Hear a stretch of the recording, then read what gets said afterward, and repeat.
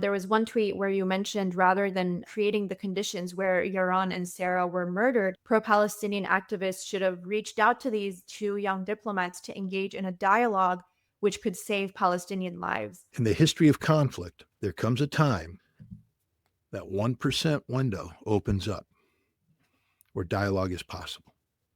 And unless you're prepared to engage in dialogue and you have the tools capable of conducting that dialogue, you're going to miss that 1%. The reality is, even if that 1% opens up, Zionism as an ideology, as a force, is never going to stop acting in a way that is against how it's been designed. And the reality is that Zionism, by nature, is a genocidal ideology. It is an expansionist ideology. It has no regard for human life. Just like many people would say that the Soviet Union was defeating itself. Dialogue isn't designed to sustain the Zionist entity. Dialogue is designed to help coax the Zionist entity into a manageable collapse. The devastating reality is even the ICJ or the UN, none of them have the power to say anything to Israel.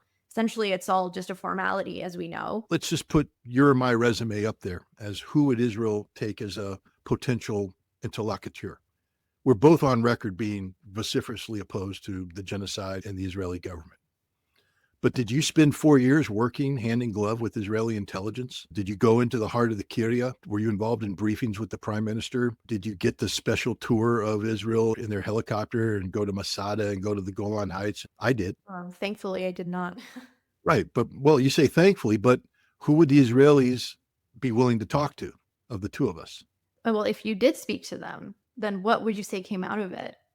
I don't know. The fact that I would think that, first of all, simply speaking to them would be a victory, opening up a line of communication. That's the first thing, is to get them willing to even say, okay, let's talk.